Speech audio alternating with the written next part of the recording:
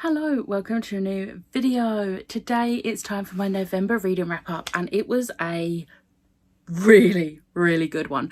Possibly my best reading wrap up this year. Possibly. Okay, so March was the month that I read the most books. I read 21 books in March.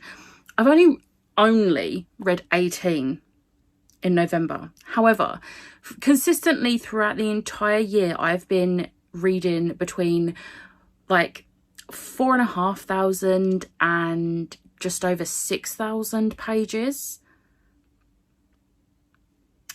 Friends, I read 9,032 pages in the month of November. I read a lot of chunky books, and I will say part of that is because I did a lot of audiobooking with the physical book, and that was 89.5 hours. So I'm very happy with my reading. I did DNF one book, so it would have been 19 books, but you can't win them all. So I will just say quickly, before I go through my star ratings, I did DNF Elantris by Brandon Sanderson. I just was not having a good time. I read like 117 pages and I was just so bored. And as someone who's read the first Mistborn trilogy and absolutely adored it and would reread that, this just, you can tell it came before that. And I just was not invested enough to continue a 600-page book. So yeah, DNF this one. But star rating wise, I had no 2 stars, 1 3-star, 7 4-stars and 10 5-stars. Reread wise, there was only 2. There was only 2 rereads, which I'm quite impressed with because I usually reread a lot more. But there was only 2 rereads and the rest were first timers. Okay, so the first book I finished in November was The Jasmine Throne by Tasha Suri. This was a 4-star. I'm very happy with this book. I've been saying for months that I did not like the other 2 books in the Sapphic trifecta. I gave The Unbroken 2 stars and I gave She Who Become the Sun 3 stars, but that was a low 3 stars. I did not like it. And I was very scared for this one. But I definitely think I went into it with the right mindset. This is very political. The romance, like the Sapphic romance, is very minimal. It is not a big part of this story. And I definitely feel like the marketing let these books down. But I went into it knowing from multiple friends that this is a very political book. And I ended up absolutely loving it because I knew what I was going in for. And I'm so happy. And I've already reserved the second book from the library because I want to continue this. So very happy with this. Next up was Battle Royale by Koshan Takami. So this was a 4-star. It would have been a 3 based on writing being quite low. And the only reason writing was low was because it was so graphic. It was making me feel sick. Like when people say this is intense and very graphic, believe them. Because I thought people were just not overreacting. What's the word? I thought people were exaggerating it. No, they weren't. Genuinely, don't go into this book if you're squeamish. There's one bit in particular that, I nearly DNF'd it on that bit. But I was like, no, you can carry on reading this. You've got this. But the actual plot was so good that it brought it back up to a 4-star, so it's good. And then I needed something nice after that, and I read Check and Mate by Ali Hazelwood, and it was a 5-star. I was honestly so worried about this one because this is young adult, and obviously all of the Ali Hazelwood that we've had so far has been adult, and I was very worried that I was not going to love this. But it's actually, personally, above Love on the Brain for me. So my order for the Ali Hazelwood books is Love Hypothesis, Love Theoretically, Under One Roof, Check and Mate, Love on the Brain, Below Zero, and then Stuck With You. It's on there. I am obsessed. I'm intrigued to see where Bride is going to fall when I get that. Because that's vampires and werewolves. and it's an Omegaverse.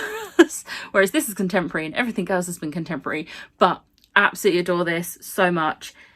It's now a part of my personality as well. Next up, I started my Meg Made Me Do It vlog, and if you've seen that vlog, you'll know it was a very successful week. So I started off with These Broken Stars by Amy Kaufman and Megan Spooner. I have had this book for so many years, and I finally read it thanks to Meg, and I'm really glad I did, because this was a 4-star. Like, this was such a good book. I really enjoyed the whole sci-fi element. The romance in it was very adorable, predictable but adorable, and I'm very excited to see where the next book in the trilogy goes. I do have the second book, so we'll see, but I am very glad that Meg made me read this, because finally.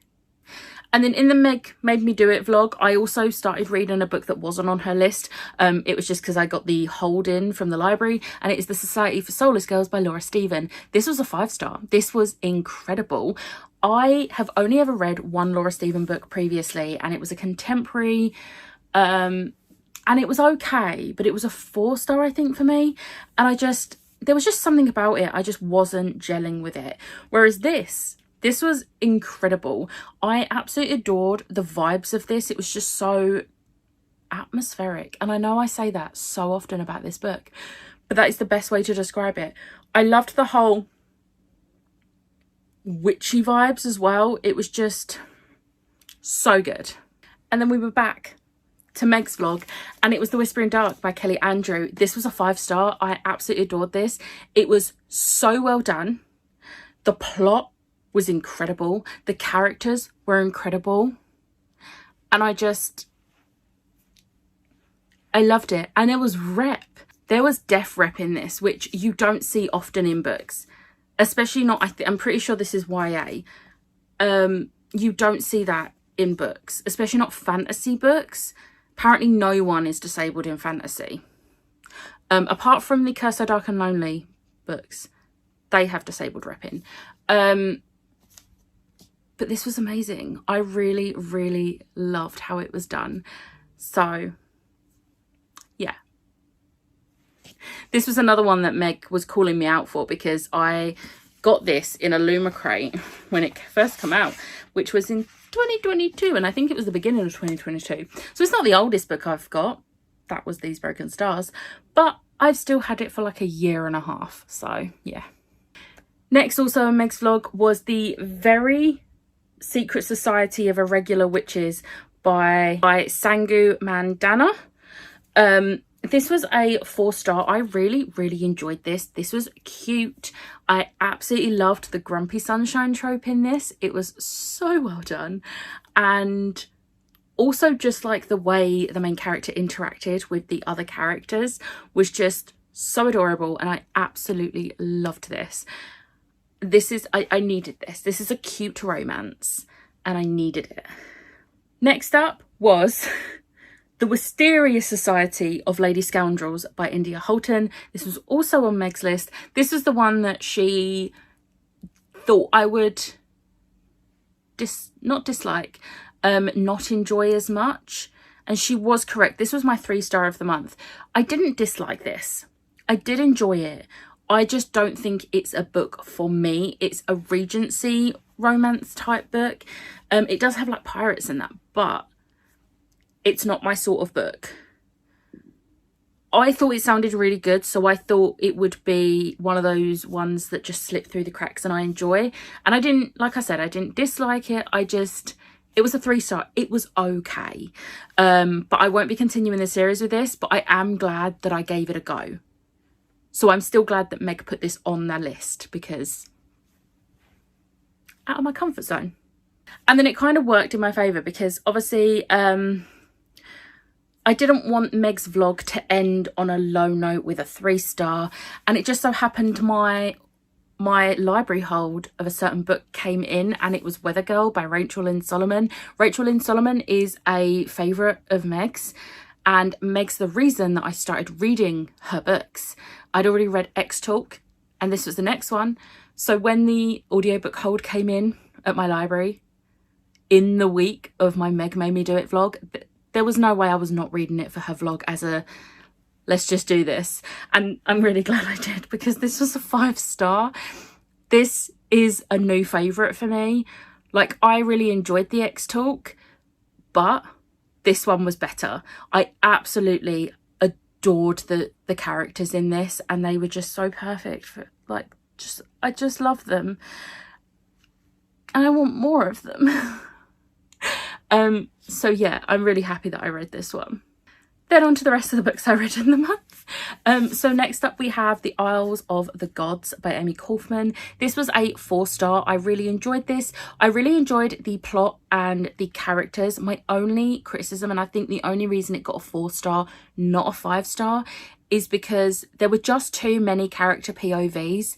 Like, I feel like I would have enjoyed the characters a lot more if I didn't get so many POVs of those characters. Like, some of those characters could have just stayed in the other characters' POV. I didn't need their perspective.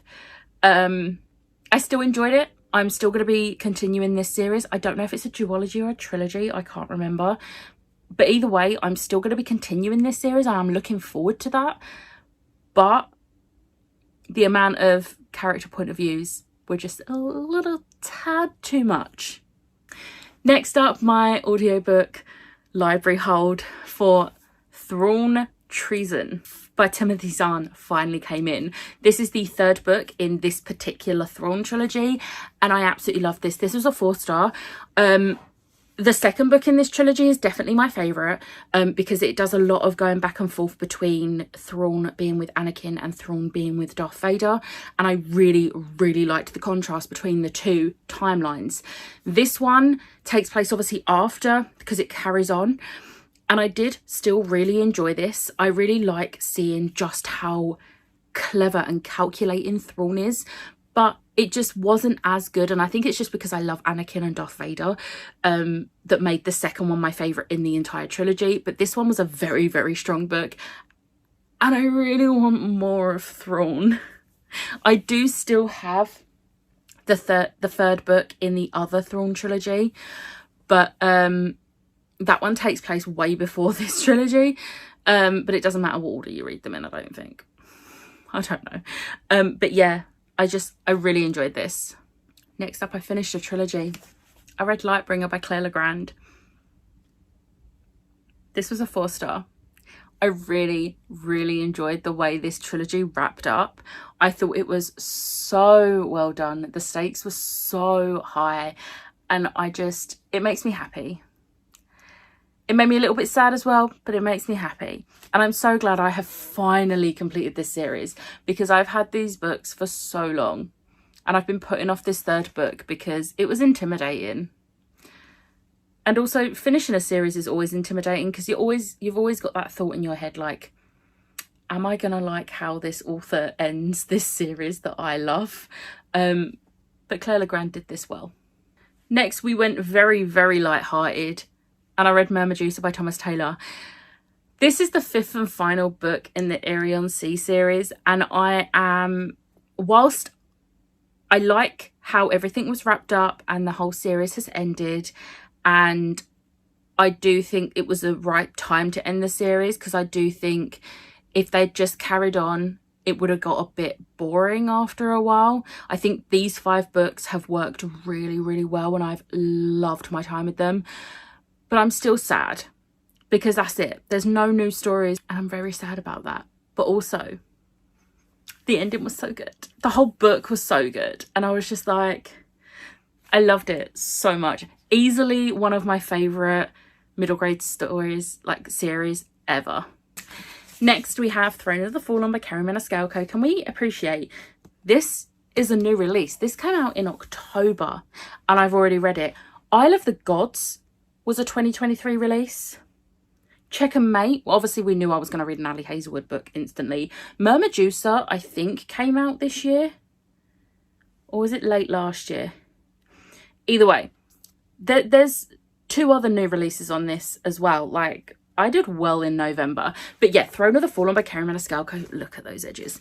This is a carry-on from the Kingdom of the Wicked series. Now, the Kingdom of the Wicked series starts off as YA.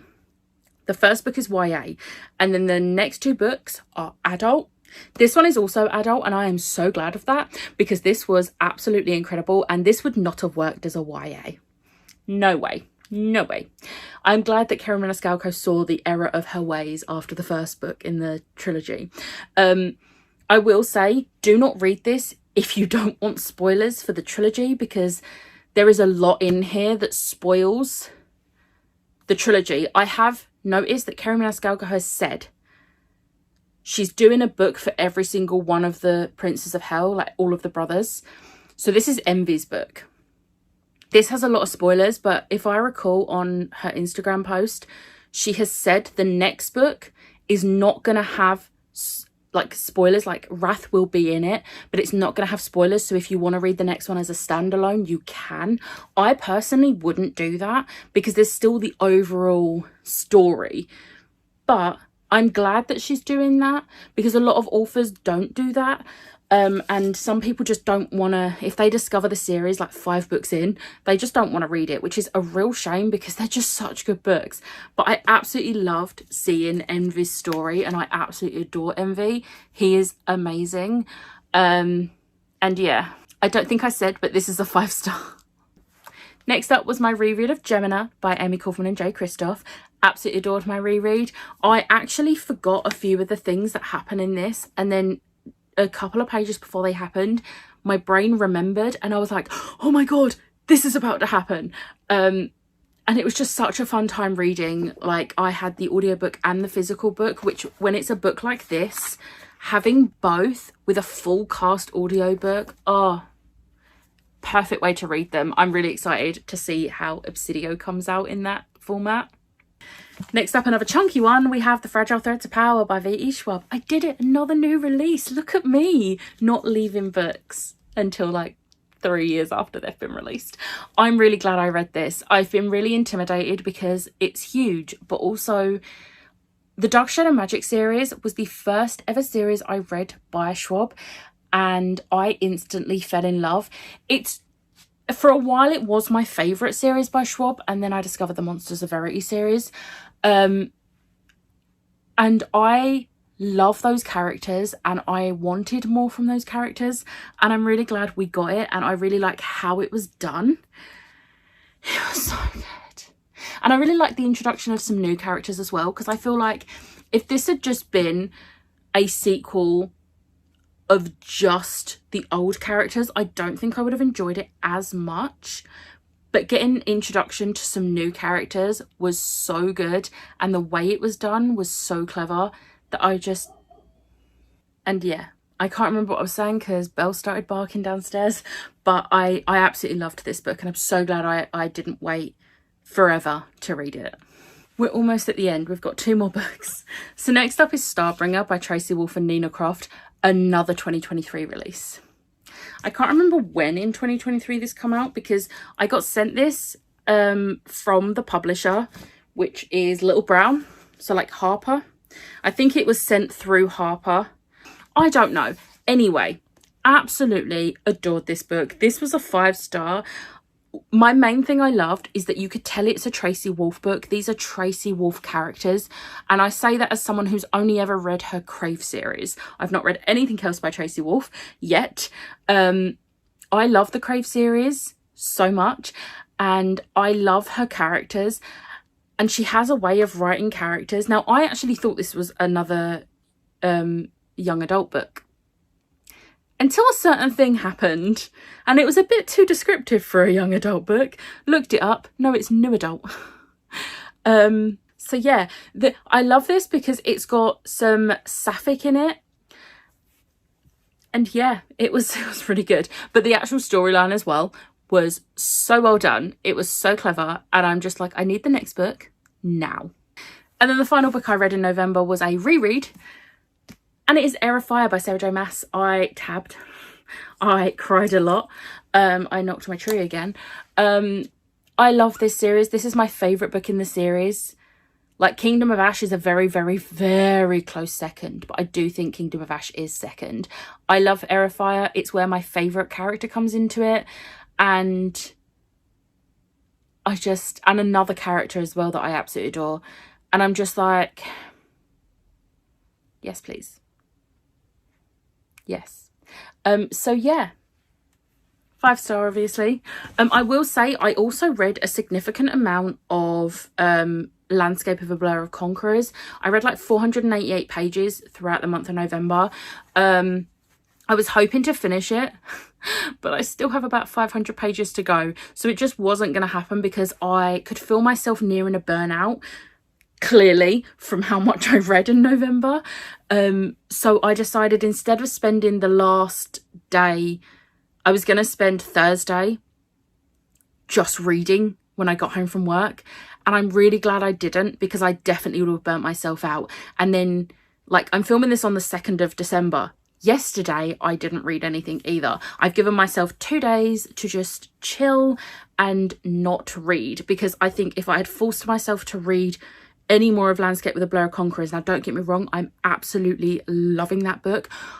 I am obsessed. Like, this is why I love Star Wars fan fiction, because it's just so good. But if I had forced myself to read on Thursday, I would have burnt myself out, and December would have been a flop where reading's concerned. And there's so many books I want to read this month, like Christmassy books, and I'm doing my Tory vlog, that I didn't want to burn myself out because I want to enjoy those books. So self-care. Look at me noticing a burnout's approaching and stopping it. Yes. But yeah, that is everything I read in November. This is a long wrap up. I hope you enjoyed. Let me know in the comments what your favourite book of the month was. I haven't told you mine, but are you shocked? It's Ali Hazelwood. It's Check and Mate. It is Check and Mate. Need I say more? Let me know in the comments what your favourite book that you read in the month of November was. But I hope you enjoyed this video. If you did, hit the like button, hit the subscribe button, and I'll see you next time. Bye.